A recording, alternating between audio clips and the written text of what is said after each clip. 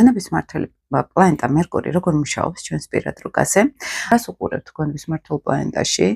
ეს არ არის მარტო ჩვენ შესახებ რომ გავიგოთ ინფორმაცია, სხვა ადამიანები, მაგალითად უახლოესი გარემოცვა, ვინც ყვა შვილები, ნათესავები, მეუღლე, მაგალითად ან მშობლები, როგორ აზროვნებენ? ძალიან კარგად შეგვიძლია დავინახოთ მერკურის მდებარეობაზე, მისი ასპექტების მდებარეობს, რა არის უფრო ადამიანისთვის ინფორმაციულად ადვილად ახსაქმელი, როგორ აზროვნებს, მაგრამ როდესაც გონების მმართველ პლანეტას ჯერო ნიშნით და სახლით შევხედოთ, ვანალიზებთ, მაგალითად, ეს არ არის მხოლოდ აზროვნება. ეს არის ადამიანს როგორ შეუძლია ურთიერთობები ან საკუთარი თავის გამოხატვა შეძლოს საზოგადოებაში, როგორ შეუძლია ურთიერთოს უახლოეს გარემოცვასთან. ან როდესაც ადამიანი მელაპარაკება, ფაქტიურად ის მერკურით მელაპარაკება, ფიქრებში მერკური მონაწილეობს, ხო, როგორ ფიქრობს, რაზე ფიქრობს ხშირად ადამიანი, მაგალითად, რა აწუხებს ფიქრებში ხშირად. აი აქ უკვე მერკური არის ჩართული.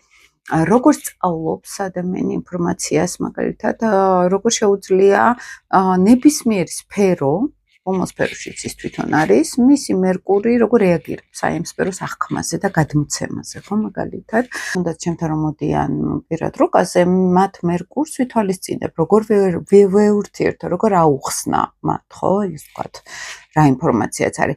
ხვდები ხოლმე როგორი სახის ინფორმაცია უფრო აინტერესებთ მერკური სხვადასხვა სტიქიებში, სხვადასხვა ენერგიებში სხვადასხვანაირად ავლენს თავს.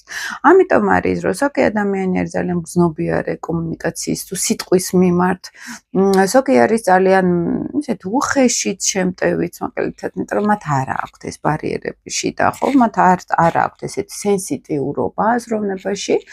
ზოგი არის ძალიან ინიციატივიანი და საკმაოდ აქტიურიც, მაგალითად, და ეს ყველაფერი არის ძალიან მკვეთრად კავშირში გონების მმართველ პლანეტასთან.